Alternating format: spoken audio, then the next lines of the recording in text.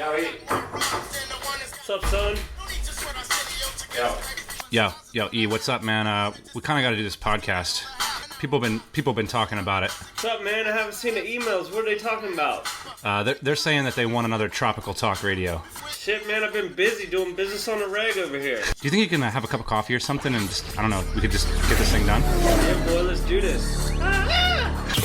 Yeah, buddy, you've downloaded Tropical Talk Radio, where we talk about all things entrepreneurship, travel, and lifestyle. If you're interested in more about this program, check out tropicalmba.com. And if you sign up for our mailing list, I will personally send you 50 free podcast episodes that take you along on our journey and expose the insider story on how we started a $1 million honest-to-goodness product business while we traveled the globe. Yeah, buddy, here we are in Thailand. It's tropical, as the title would suggest. It's informal, we'll swear, and we're going to talk about a little biz-nass today. But first, let's talk about the news. Let's talk about this program in particular, because the design of this program, Ian, you were saying there's no structure. There's no structure. But there's a hidden structure. There's a hidden structure. It's this. I didn't think we were going to tell people about the hidden structure. We're going to tell. It's not going to be hidden anymore. We'll have to come up with a new one. Here it is. Friday afternoons at 5 p.m., this show gets published. Holding our feet to the fire. That's right. A couple weeks back, I waxed on about how I'd start doing this, and I didn't think ahead, right? Because what ended up happening was I was publishing it myself because the rest of our team was maxed out. Right. And that wiped my Fridays. Right. Because this is productive time it takes to put up a podcast, maybe 3 hours or something like that. And it was too much of a commitment. I bit off more than I could chew. So essentially, also what we did the other day was we laid out our plan for 2013, and one of our objectives, I shouldn't say objectives, one of our in-stone plans is to do this podcast once a week. That's right. So what we ended up doing was we hired somebody named Taylor. Taylor, if you're listening to this, which you are, you're screwed, buddy. Every Friday afternoon, I want it wiped. You're doing Tropical Talk Radio. You're helping us. He's doing a great thing because he's helping us to deliver the message to the people who want to hear it at the time that they need to hear it most. You know why? Because Friday afternoon is the time when there's a lot of pressure in your life as an entrepreneur, as an employee. Yep. Because it's the time when the hustlers come out. It's time when you got to resist going to Saturday college football games. That's right. It's like a stage change. All the normals walk off the stage and all the entrepreneurs are left waiting to crush. We used to be really excited about Fridays. I remember that when we were first starting our business. It was like, all right, we got 2 solid days where we're not at the office and we get to work on this business. It was a really exciting time. Also a really lonely time because most of the people on Friday, they start celebrating. We didn't get to celebrate. Yeah, and Derek Sivers was saying at our event the other day, he's like, what the hell are they celebrating? Yeah, I love that. We've been talking about that for a long time, too. You drive around North America and all these people are celebrating. It's true. What are you guys celebrating? Right. So here's the idea. This goes out. We could probably get more listeners if we put it out Tuesday morning, for example, which is a great time to publish content on the web. But we've got a little bit of latitude, because we've been around the block a couple times. We get the other podcast going out Thursday mornings. So this is going to go out at the time where we feel like it's needed the most. So Friday afternoon, Asia time, get your inspiration, get your happy hour fix from the guys at the Tropical Talk Radio. One of our goals in That's life a third-person reference to myself. Is to solve entrepreneurial loneliness. So here we are on Friday. Don't feel so alone. Ian and I are in your earbuds. Okay. First off, how do you make the decision to hire somebody? Because this is an interesting thing. Why do we bring Taylor on? I asked myself these 3 questions. Number 1, does the task make more money than it costs me to pay somebody else to do it? And this question it's a simple one, but it gets more critical as your business gets larger. I mean, essentially, as entrepreneurs, what we do is we continually fire ourselves. Right. And so I was spending 3 hours every Friday afternoon editing this podcast, and I had to ask myself, well, why am I doing this? Is this making me money? Yeah, a big section in my talk at DCBKK was about hiring. And I talked a lot about this. And so one of the things that I look for when I hire somebody, and this was true with the podcast too, is we always hire somebody that's better than ourselves. So you don't want to hire you want to hire better you. And I remember when we first started thinking about hiring somebody for the podcast, even we're like, oh, nobody can do this editing as good as we can. Yeah. And it's totally false, and that's false most of the time. Yeah. And it was actually me who thought nobody could do it. So you're being very nice right there. The only one thing that you can't do a lot of times in your business or the only thing you should do, I should say, is be the entrepreneur, because that's what nobody else in your business can do. Yeah. And so what I did was I proved the market. I proved the cash flow, as we say, right, by actually doing the podcast, looking at the numbers, by the number of people listening and engaging with the program. Thousands of people are listening to this MP3 right now. That's really cool. And then I looked at it and I said, is this making me money? So is the collective Tropical MBA universe voting on us with their wallets? Because if it's valuable enough, they should be paying us for it, right? Or for something. Obviously, the podcast is free, but we've got a bunch of other stuff you can pay for. Is it fun? Is it fun is a great question, too. So I asked myself, is the process repeatable? Yes. Is it fun? That's a great question. And can I teach somebody else the process? I answered all those questions, and that's why we took down the podcast for the last few months. And we were doing a lot of customer service and Tropical MBA, and then, we had to hire somebody and bring Taylor into the. So congratulations. I don't know whether to congratulate him or to whatever, but thanks, Taylor, for joining our team. And Alyssa and Taylor are working together in Chiang Mai this week. It should be good. As these things become more transparent, I think with technology and websites. I was just reading today. I can't remember his name, but I think he's the CTO of some Twitter product. But he hired a virtual assistant in some service that's $25 a month to buy his plane tickets. He's kind of like us in that he'll wait till the last minute a lot of times to buy his plane ticket, spend $700 when he could have spent $200. Yeah. It's because he's busy, right? He doesn't like to multitask. It's like, I'm going to be 100% focused on buying this ticket. And stuff like that gets pushed out of the way. So I think as it becomes easier, I think, to hire people for things like this, I think we're going to see a lot more of this going on. And for us, it was very hard back in the day to try and hire people to do things like edit the podcast. It's very easy today. You just go out on some of these websites like Elance, Odesk, this site for personal assistants. Very easy. Well, and of course, for us, it's the hardest part is that the hardest part about hiring is having a cash flow. And now that cash flow seems to be springing up a little faster, and it's a size thing, right? It's a magnitude of what we're doing is getting broader, and I think we need to be a little bit more conscientious about not being the freaking heroes in our own business. And the critical distinction here, and the biggest mistake people make when they hire, is they hire people to go drill the well rather than manage the well. Right. So you do the drilling as the entrepreneur, hire for the managing. By the way, if you guys stick around for this episode, what we're going to talk about today is 5 important distortions about successful internet ventures. Lots of BS notions being put out by A, corporate America, and B, startup America. Right. And that is not what this program is about. We are not startup guys. We're not looking for venture capital. I'm looking for a venture capital bank account, not a venture capital loan. Right. And we're not corporate guys, obviously. So we're going to talk about 5 important distortions in this episode. But first, a couple more news items because it's been a while. I think it's been almost 3 months since we updated. Wow. Yeah. I bought an iPhone 5. Just going to put that out there. I saw that. It's a social signal. One of our buddies this weekend was wearing a Rolex. Right. And I just pulled out my phone and was like, yeah, I'm just texting somebody. And you said, this thing almost costs as much as a Rolex. No, but here's the thing. It's interesting because it's the first time in Asia I have had 3G. And this might seem old school to some people. Yeah, welcome to the party, buddy. I know. I have 3G tethering anywhere. We were just at Starbucks, which does not allow Wi-Fi access in here in Thailand. And so we were rocking a whole morning's worth of work. And here the internet is pay as you go. And it's like $12 a month for unlimited access. Yeah. It's amazing, too, using these iPhones and stuff, how, web, mobile, everything is based, and how, app-based everything is. I mean, when was the last time you were on a browser on your iPhone? I mean, it's just you just don't do that kind of stuff anymore. Yeah, to me, it's fascinating, too, because what was I going to say about the iPhone? I forget what's fascinating. I don't remember. Expensive. Yeah, it's expensive. It's unlocked. Anyway, I'm very happy about that. So, travel plans. A lot of people are wondering where we're at, and I think this program is a good format to sort of let people know what's going on with that. What are your travel plans, brother? I'm here in Bangkok right now. I'm headed back to the States for a couple weeks, and then probably headed back to Asia after that. And what's back to Asia mean? That's a good question. So it's kind of contingent on what we find in Chiang Mai. Yeah. I think Chiang Mai is going to be an interesting experiment for us. Basically what we're looking for. So Dan and I, the last couple months, I think we're both really homesick for Bali. I think Bali is an awesome place. It's kind of like the best of all worlds, the Western world and the Eastern world kind of mixed together. Huge oversimplification. Yes, yeah. I agree, though. I mean, it's hard not to agree with you. So Bali is awesome. The problem is the internet. And so, we look at our business and I think we sit down and we think, I want to get on the phone with all these awesome people. I want to do all these interviews. I want to make all these connections. And we want to call that international tax guy. Yeah. He's going to get called. Exactly. But we don't want to call him and be like, hey, And so that's the problem with Bali, right? Yeah. Is that the internet still isn't there. And I think, man, if the internet was there, we'd be there in a second. But it isn't. So we're going to go check out Chiang Mai. Yeah.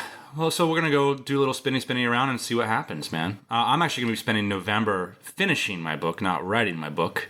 I already have 50,000 words, so I'm just going to polish it off. It's going to suck. That's what I decided. You know, my favorite author, Hemingway, wrote a lot of bad books. Yeah. So I figure I can at least write one. Yeah. Yeah. Stephen Pressfield wrote buddy. a lot of bad stuff. Did he?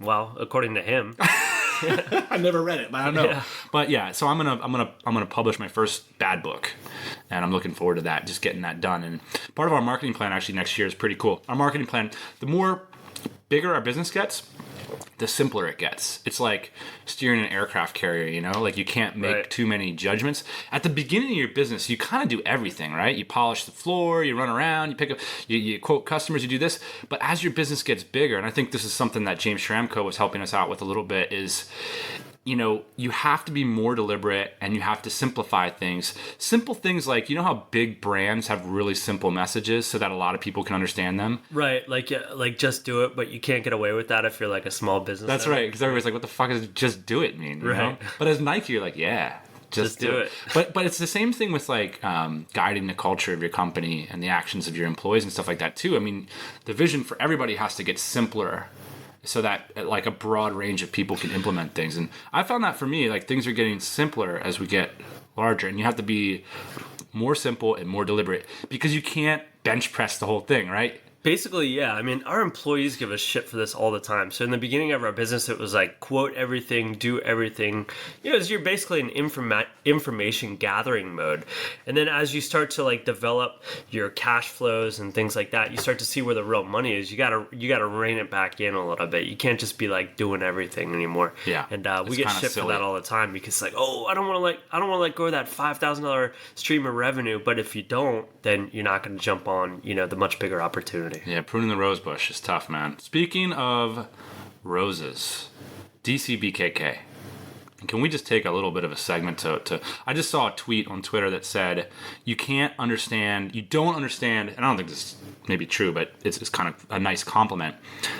You don't understand the concept of tribe if you haven't been to an event like DCBKK. So here's the thing. Thoughts? Yeah, we had no idea how this was going to go down. I mean, we organized the event. We thought it would be cool to have an event for DCers, exclusive event.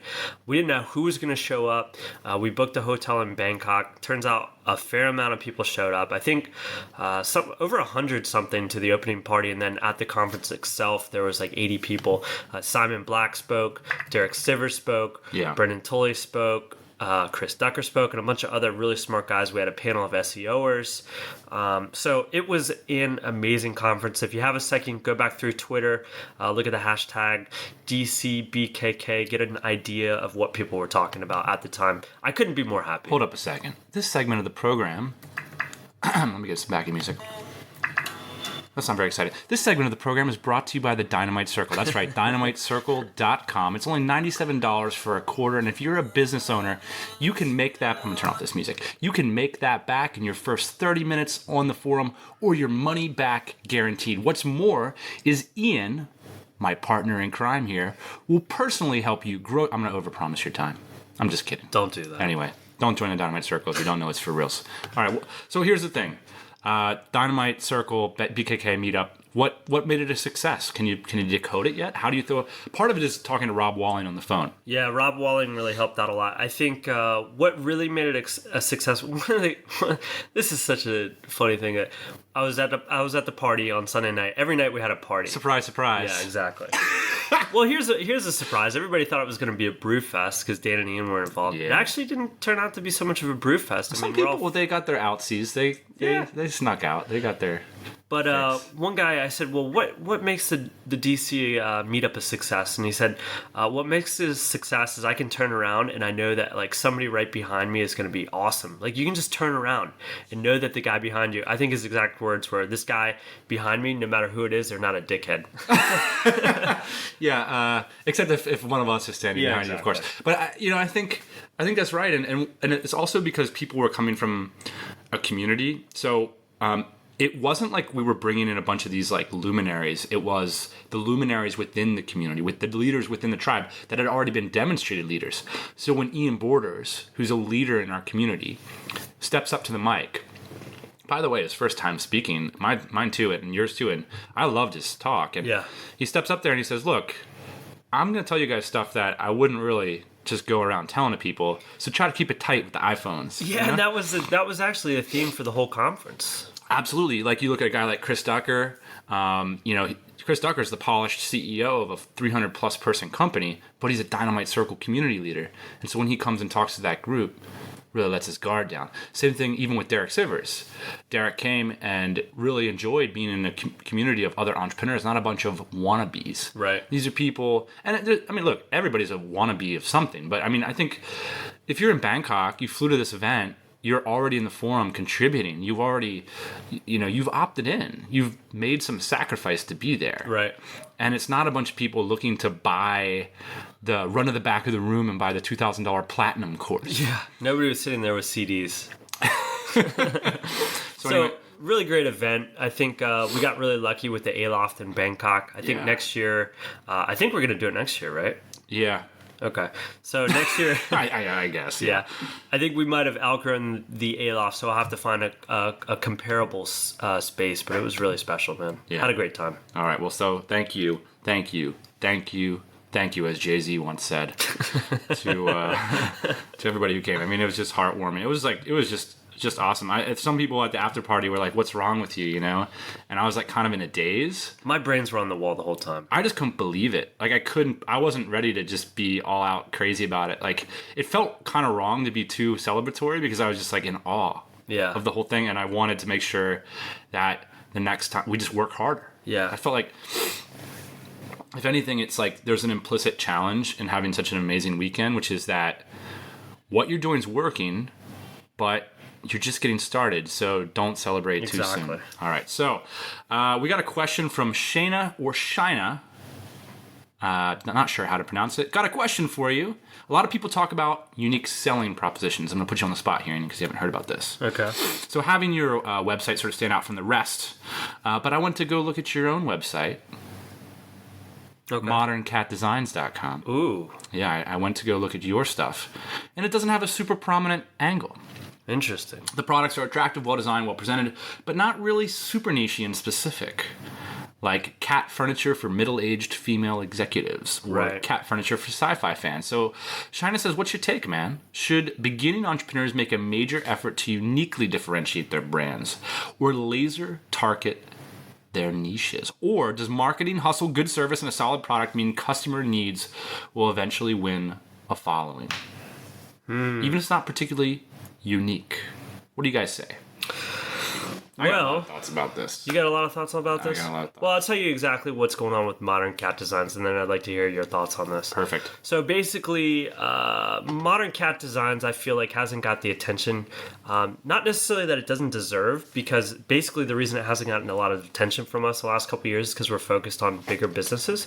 But it is a fun business. I think it's a fun business for us, and it's a fun business for our designers. They really like working on this stuff. We reserve the right to come out with an awesome product. Yeah, exactly. And so that's basically what Modern Cat Designs is. So when we first started Modern Cat Designs, I feel like we had a little bit more focus. And our main focus at Modern Cat Designs was to design cat furniture that fits into the modern home without looking like cat furniture. And so that was a real opportunity for us. And so I feel like that message doesn't come through as strong anymore in our products, but that was kind of our initial. Let me cut you off. This is a big business red flag. I'm actually going to write a blog post about this. Is when we started Modern Cat Designs, we were like, look, there's a lot of people out there doing boutique cat furniture, and here's the red flag, but all of them look like crap. Exactly. What if there was a branded approach? So like that, Shayna, that was our differentiator at the beginning. We were wrong. That's a bad differentiator. So the product that's doing really well on there is the litter hider. Okay. Correct. And the reason that we don't own like fancylitterhiders.com, Shayna, is just an investment thing at this point. And because a lot of our sales are coming through third parties. So what we've done is we've empowered online retailers like Costco and Wayfair and people like this. The opportunity to sell a good high margin product from us. Right. So we're not having to make a lot of direct sales off of this website, which is a good thing for us.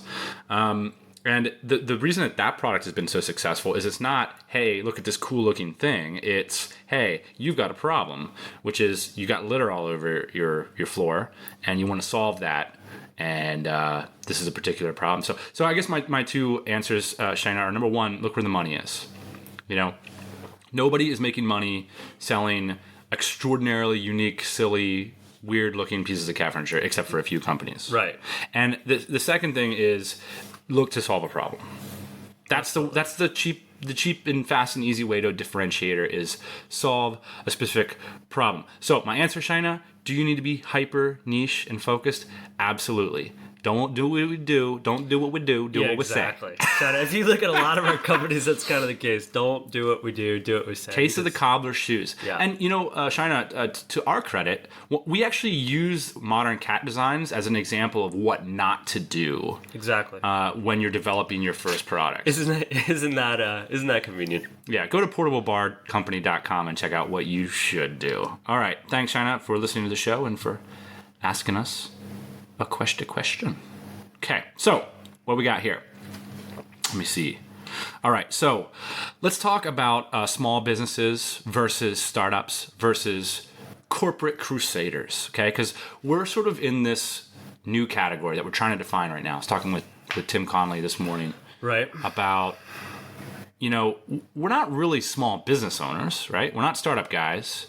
We're not corporate guys. So what are we? Are we hyper agile small businesses? Are we internet entrepreneurs? Are we micro multinationals or lifestyle business guys or something? There's not really like sort of a clear, but I think, you know, the DCers and people who listen to this podcast kind of understand what we're on about. Right. Like, we're not people who just want to make, you know, $100,000 a year and call it a day necessarily, although some of us, you know, want that. We want definitely our businesses to serve us and not the other way around. That's what I sort of think is the distinction between small business guys. Small business guys are like, I got a bakery, man. I got to do what the bakery says, right? Right. You see small business guys, they're going gray early, right? These guys who are having a rough time with it because they're always on that balance between what is it that the business needs versus how much vacation do I want to get away from this crap? Whereas our community is more like, how can my business serve me? How can I get engaged in the products and niches that I'm most interested in? Right. And also, you know, what, like we said at the beginning of the show, we want venture capital incomes, not venture capital loans.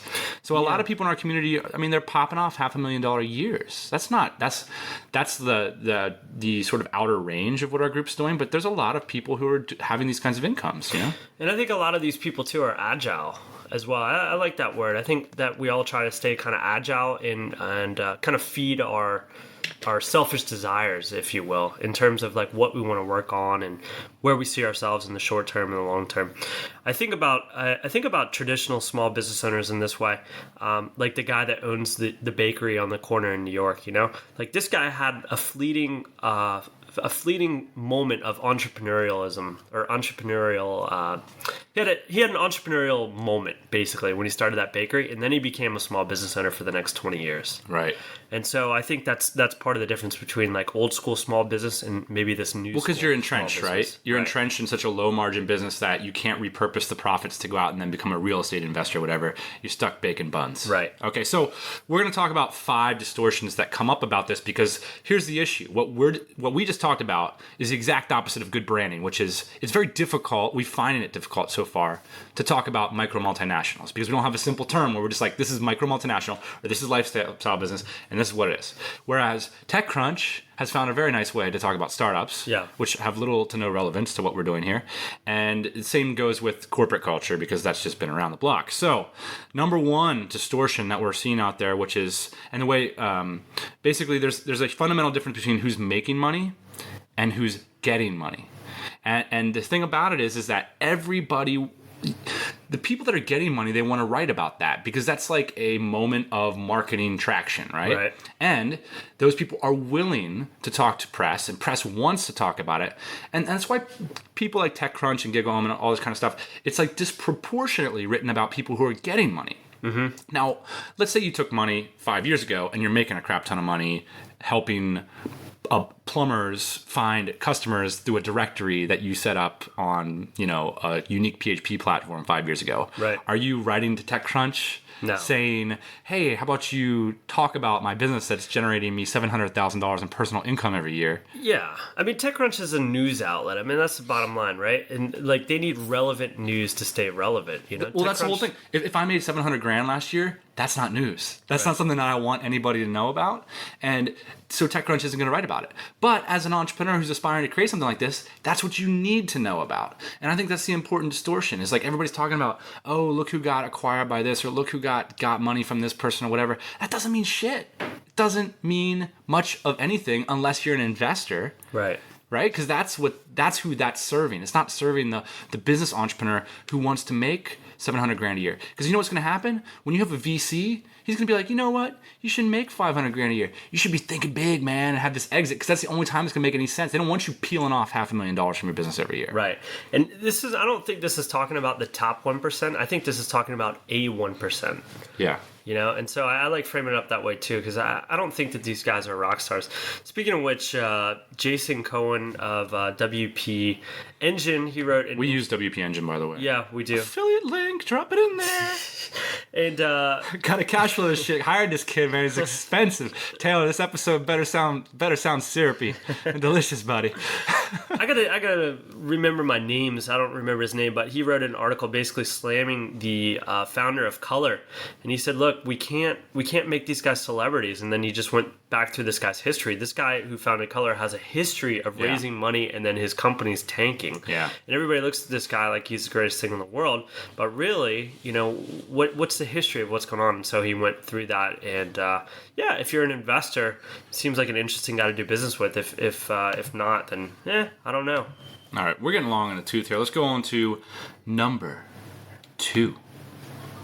If you got a 30% stake in a small business, good effing luck, buddy, with that. Have fun with that. When you talk about startup scene, it's everybody's got a little bit of equity for one thing or another. And I think a lot of people think that that's how it goes down in small business, right? It's like, a smart person called me up, so I gave him 3% equity, and he sits on my board. And I bring the technology solution to the table, so I own 25% of this company.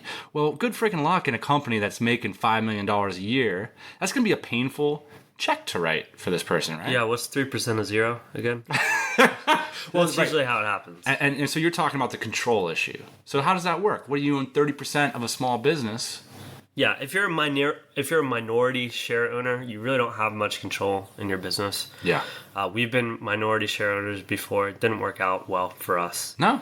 And I think you got to find yourself in a position to really drive your product, drive your passion. And if you're a minority share owner, where are you at the end of the day on this stuff? You don't decide when, unless you have something written up, which you probably don't if you're a minority share owner. You don't decide when distributions get made, things like that. I mean, the company decides that. If you got a board and like a clear liquidity event coming down the line, maybe, right? Right. But if you're in a small business and some guy has convinced you to take on a 30% equity share because of the work that you put in, you might be getting screwed. Yes. And in fact, the last 3 to 5 people that I can personally remember talking to in this situation, I was like, this is going to be awkward. And it ended up, it didn't work out well. This is so something gut check, right? Just a gut check. I'm not saying that across the board having 25% control of a small business is a bad thing, but it's probably a bad thing. Yeah, it'd be interesting to hear people's stories on this. If you've got a story about how it's worked out as a minority shareholder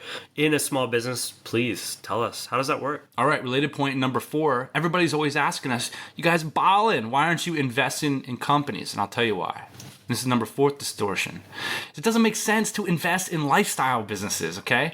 Let's say, for example, that I bring somebody to my apartment and show them the inner circle, and when we sit around in robes and talk about how they're going to take it to the next level and lay out a business plan, and then we get on the phone every month for the next 3 years. First off, getting on the phone with this person for the next 3 years is probably not a good time investment for me. Right. Number 2, let's say it's a smashing success. And in lifestyle business terms, bootstrapping terms, that might mean this person is making smashing success, 200, 300 grand. I mean, say it's really good, right? 200 grand.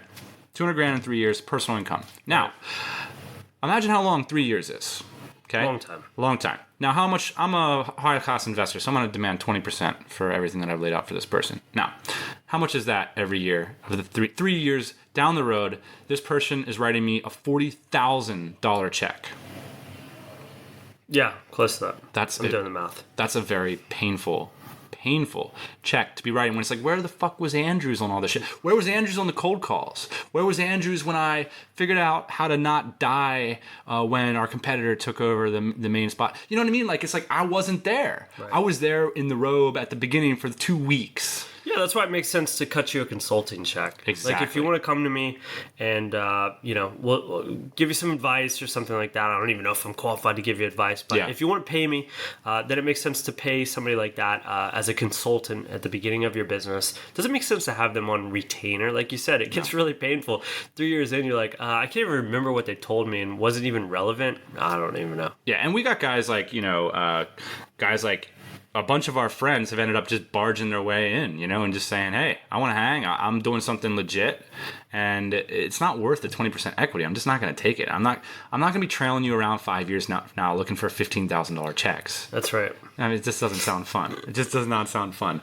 Speaking, and this is related, I got this question at DCBKK, and this is our number 4 point, and how partnerships work in small businesses versus in these corporate setups and versus in these startup setups. Someone asked me kind of about the qualifications of a partner, right? And, do they need to have this technical skill or this kind of thing? And I just said, look, if you're going to bootstrap a small business, it's going to be successful. It's going to take you 5 years. Right. And it's not going to work. We're talking about blood, sweat, tears every day for 5 years. This is going to be the main friggin' event, right? And if you, the fact that they know Python or whatever, first off, it's going to change. It's going to change in its relevance, and it's not going to friggin' matter. Right. Because what matters is showing up every day and hustling your ass off and communicating all that stuff. So here's my thing, and here's the distortion. It's not going to work unless you're friends.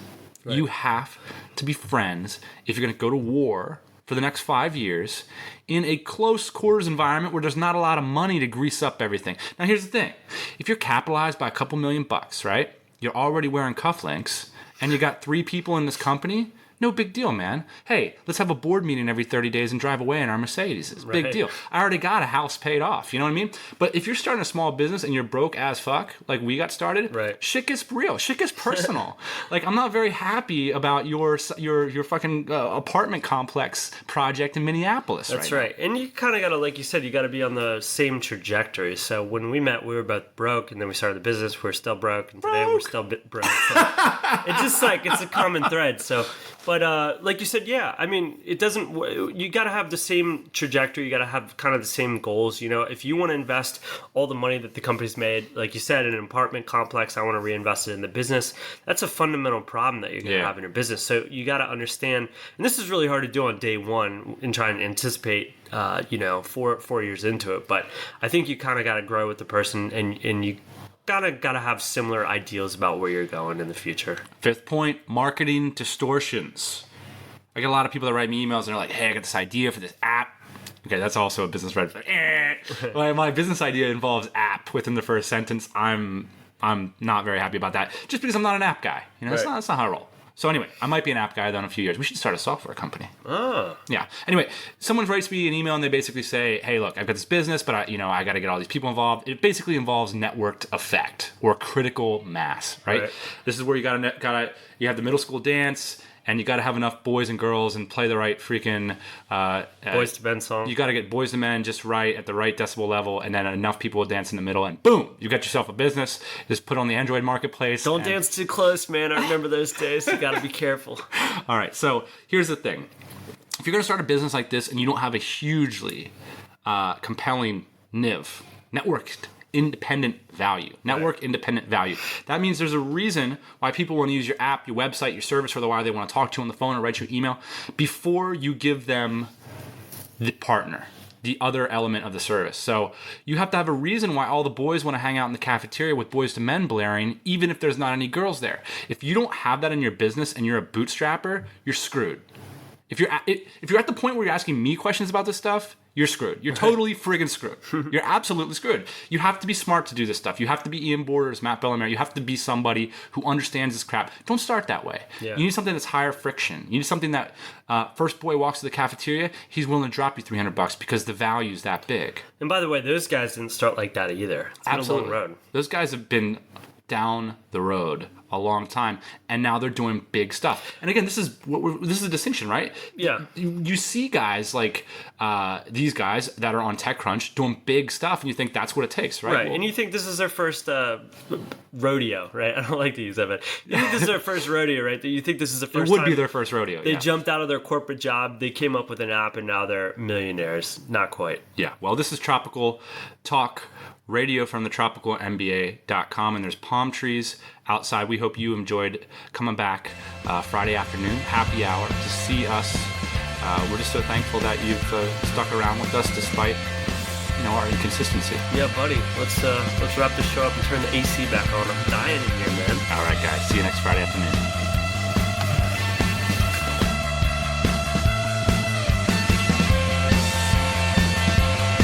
Hey everybody, thanks for listening. Don't be shy. We've got a mailing list. Check it out at tropicalmba.com. Get yourself signed up, and we'll keep you up to date on everything we do, plus give you those 50 free podcast episodes. If you want to say, hey, check me out on Twitter at tropicalmba. We'll see you soon.